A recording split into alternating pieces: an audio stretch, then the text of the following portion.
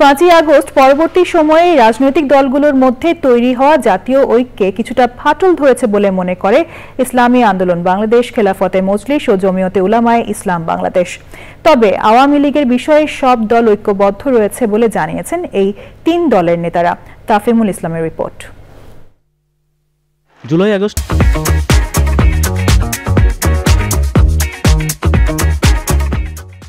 ছাত্র জনতার ব্যানারে সব রাজনৈতিক দল ঐক্যবদ্ধ হয়ে আওয়ামী লীগ সরকারের পতন ঘটায়।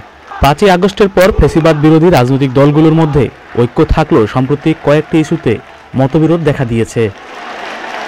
তবে একে বড় করে দেখার কিছু নেই বলছেন ইসলামী দলগুলোর শীর্ষ নেতারা। কিছু পারদর্শিত একই বিরোধী কথা বলে, তাই পারদর্শী জামাত কিছু কথা ইঙ্গিতে বলে, ওরা আবার জামাতের বিরুদ্ধে কথা বলে। তাই জন্য এই বিষয়টা এখন এই মুহূর্তে প্রয়োজন নাই।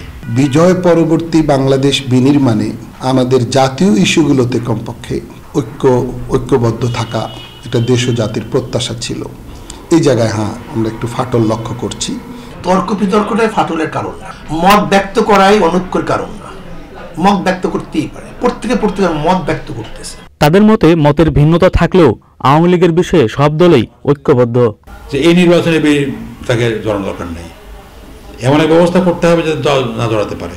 দল ব্যান্ড হোক আর না হোক, কিন্তু নির্বাচনে এদেরকে ব্যান্ড করতে হবে, নতুন নামে আসতে হবে। আমাদের একটা জায়গায় ঐক্যবদ্ধ হওয়া উচিত, এর কোনো বিকল্প নাই বলে আমি মনে করি। সেটা হলো যে পরাজিত শক্তি যেন কোনোভাবেই পুনর্বাসিত হওয়ার স্পেস না পায়। ফ্যাসিবাদকে দ্বিতীয়বার ক্ষমতায় নানার ব্যাপারে সবাই কিন্তু একমত, এই ব্যাপারে কেউ দ্বিমত নেই।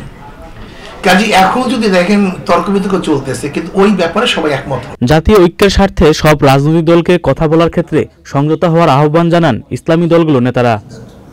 তাফিমুল ইসলাম, চ্যানেল আই, ঢাকা।